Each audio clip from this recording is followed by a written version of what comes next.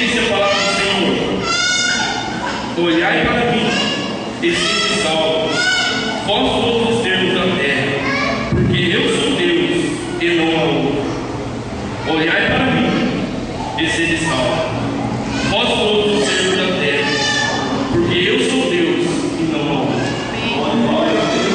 Irmãos, nós temos em nossos dias várias coisas tentando tomar o lugar de Deus, tentando arrancar para si a adoração própria.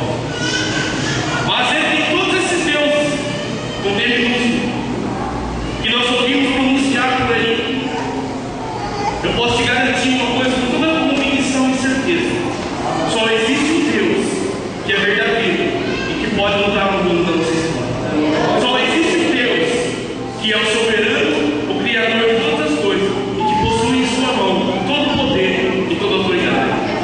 Irmão, quando eu olho para esse texto aqui, o Senhor Deus chamando para que todos os povos, homens, toda a raça humana, olhai para Ele, independente do seu problema, da sua circunstância, olhai para Ele e alcançasse nele a salvação, a solução para os seus problemas. Eu começo a meditar na palavra do Senhor. Eu volto então no livro de Números, capítulo 21. A palavra do Senhor diz que, em certa ocasião, o povo de Deus, após ter saído do Egito, do Monte Or, indo ao caminho do Mar Vermelho, começou então a sentir tédio, agonia, angústia, por causa daquele deserto que o povo estava enfrentando. O povo então começa a murmurar contra Deus e contra Moisés: ô Moisés, até quando vamos estar nessa situação? Por que o Senhor nos quisesse subir do Egito para morrer aqui, sem pão e sem água? E esse pão tão vil, a nossa alma de terra, não suportamos mais esse pão, que é o maná que havia dado para o povo.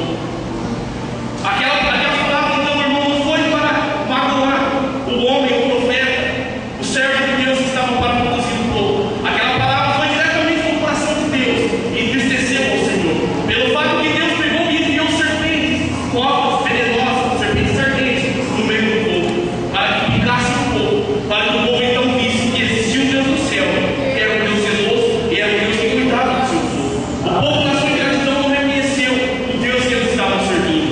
Mas então, picando as cobras ao povo, o povo então morrendo um a um por serem picados pelas cobras. O povo então veio à consciência, veio ao conhecimento que eles então haviam pecado contra Deus e contra Moisés. O povo então se prostra e clama ao Senhor, dizendo: ora Moisés, ora por nós, intercede